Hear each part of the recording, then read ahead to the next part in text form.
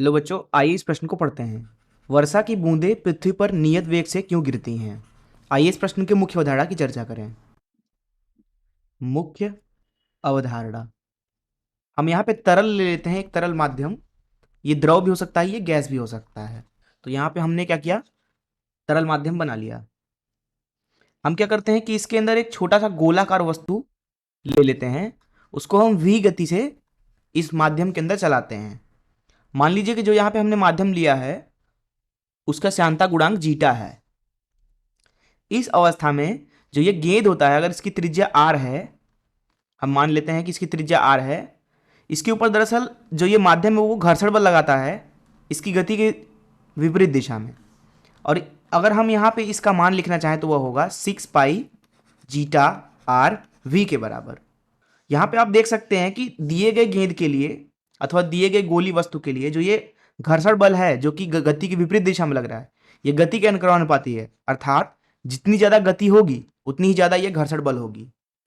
अर्थात आप जितनी तेजी से इस गेंद को इस माध्यम में गति कराने की कोशिश करेंगे, यह माध्यम उसका उतना ही ज़्यादा विरोध करेगा। तो इस मुख्य अवधारणा का इस्तेमाल करके आइए इस प्रश्न को हल करें। यहाँ पे बात की जा रही है वर्षा की बूंदों की।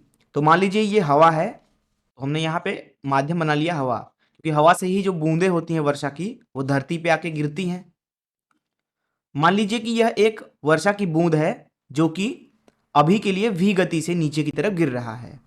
इसके ऊपर नीचे की तरफ mg बल लग रहा होगा। मान लिया कि इसका द्रव्यमान m है, तो गुरुत्वाकर्षण बल इसके ऊपर लग रहा होगा नीचे की दिशा में। अब क्योंकि ये v गति से नीचे की तरफ जा रहा है तो इसके ऊपर की तरफ घर्षण बल लग रहा होगा f। अब वर्षा की जो बूंद होती है वो काफ़ी छोटी होती है तथा जो हवा होता है उसका घनत्व तो कम होता है, इसलिए हम मान सकते हैं कि वर्षा की जो बूंद होती है उसके ऊपर उत्प्लावन बल, जिसको यू से दर्शा देते हैं, वो लगभग शून्य होता है।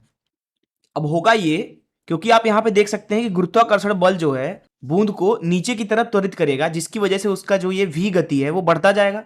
अब जिस तरीके से ये v गति बढ़ेगा उसी तरीके से ये घर्षण बल भी बढ़ेगा। जैसा कि हमने देखा कि अगर बूंद की जो त्रिज्या है वो r है एवं हवा की जो श्यानता गुणांक है वो जीटा है, इस अवस्था में जो ये f का मान लिखा जा सकता है वो लिखा जाएगा 6 पाई जीटा आर वी, स्टोक के नियम से। अब क्योंकि ये जो f है वो अनुक्रमानुपाती है v के, और गुरुत्वाकर्षण बल जो है इस बूंद को पृथ्वी की तरफ त्वरित करेगा, इसलिए ये जो v है वो लगातार बढ़ता जाएगा, जिसकी वजह से ऊपर वाला जो बल है ये घर्षण बल वो भी बढ़ता जाएगा। तो ये जो घर्षण बल है ये दरअसल इस गुरुत्वाकर्षण बल को कम प्रभावी करता जाएगा। एक ऐसा समय आएगा जब ये दोनों बराबर हो जाएंगे, अर्थात f और mg आपस में बराबर हो जाएगा। इस अवस्था में आप देख सकते हैं कि जो बूंद है वर्षा की उसके ऊपर कुल बल शून्य है, जिसकी वजह से उसका कुल त्वरण भी शून्य हो जाएगा। अब इस शून्य त्वरण की वजह से उसकी जो गति होगी उस समय पे वो क्या हो जाएगी, नियत हो जाएगी। दरअसल उस नियत गति को दरअसल बोला जाता है vt से, जिसको बोला जाता है सीमांत वेग। इसको बोला जाता है सीमांत वेग। अर्थात जो वर्षा की बूंद है पहले तो उसका रफ्तार धीरे धीरे बढ़ता जाएगा। उस रफ्तार के बढ़ने की वजह से उसके ऊपर की दिशा में लगने वाला घर्षण बल जो कि हवा के द्वारा लगाया जा रहा था वो भी बढ़ता जाएगा। एक समय ऐसा आएगा कि जब ऊपर वाला जो ये घर्षण का बल है वो गुरुत्वाकर्षण के बराबर हो जाएगा। उस अवस्था में जो बूंद होगी वर्षा की वो अब नियत वेग से धरती की तरफ गिरने लगेगी। वो नियत वेग कहलाती है सीमांत वेग, जिसको vt से दर्शाया जाता है। तो यही इस प्रश्न में पूछा जा रहा था कि वर्षा की बूंदें पृथ्वी पर नियत वेग से क्यों गिरती हैं।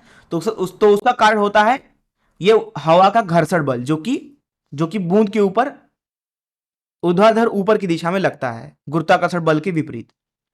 मैं आशा करता हूं कि आपको इस प्रश्न का हल जरूर समझ में आया होगा। धन्यवाद।